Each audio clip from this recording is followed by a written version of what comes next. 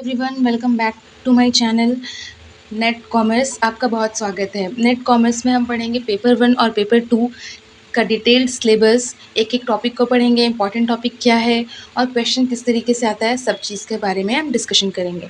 तो चलिए, आपका सबसे कीमती वक्त को वेस्ट ना करते हुए हम स्टार्ट करते हैं टीचिंग एप्टीट्यूड।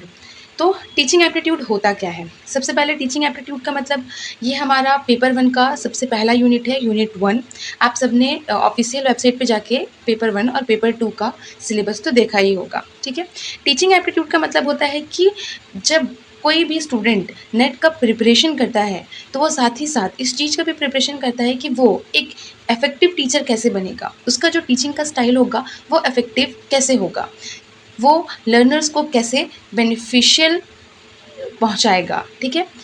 तो टीचिंग एप्टीट्यूड में 3 रूल से चलता है। Rule of 3, the first rule which is depend, and the second rule which is understanding, and the third rule is guide.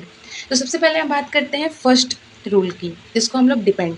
वैसा जब पढ़ाने का जो तरीका होता है वो पूरा टीचर सेंट्रिक होता है, जहाँ पे लर्नर को कोई भी तरीके की इनिशियल नॉलेज नहीं होती है, वो पूरी तरीके से टीचर पर डिपेंड होते हैं। And the second is understanding.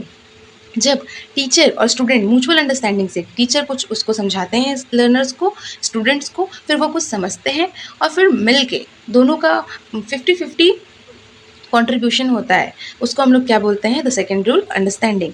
And the third one is guide, जहाँ पे पूरा जो होता है पढ़ने का, वो सारा कुछ स्टूडेंट सेंट्रिक होता है। मतलब क्या, स्टूडेंट का रोल जो होता है वो उसमें ज़्यादा होता है और टीचर का रोल कम होता है। And this is the third rule of teaching aptitude.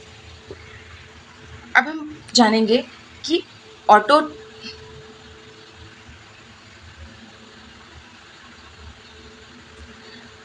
अब हम यहाँ से जानेंगे कि ऑथोरिटेटिव और लेजियस फेयर के बारे में, ठीक है। तो ऑथोरिटेटिव का मतलब होता है टीचर सेंट्रिक अप्रोच, और लेजर्स फेयर का मतलब होता है स्टूडेंट सेंट्रिक अप्रोच। इसको एक बहुत ही सिंपल एग्जांपल से बताते हैं। ऑथोरिटेटिव में वैसा चीज़ को बोलते हैं, वैसा एक्टिविटी को बोलते हैं जिसमें पूरा जो डिपेंडेंसी होता है वो टीचर पे होता है, स्टूडेंट का। टीचर अगर बताएंगे 2+2 5 होता है तो वो 5 ही होता है, बच्चा वही मानता है।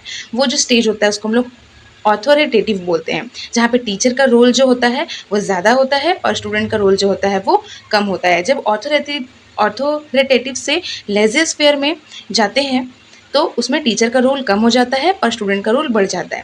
उसी तरह लेजियस फेयर, जहाँ पे स्टूडेंट सेंट्रिक, जहाँ पे स्टूडेंट का कंट्रीब्यूशन 90% होता है और टीचर का कंट्रीब्यूशन 10% होता है। जब वहाँ से ऑथोरिटेटिव के मोड में जाते हैं, उस स्टेज में जाते हैं, तो स्टूडेंट का रोल घट जाता है और टीचर का रोल बढ़ जाता है।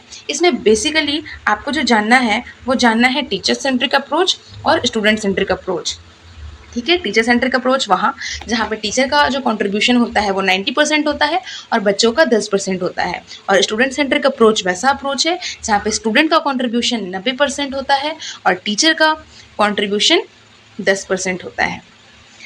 तो यहाँ तक ये सारी चीज़ें क्लियर हुई। नाउ,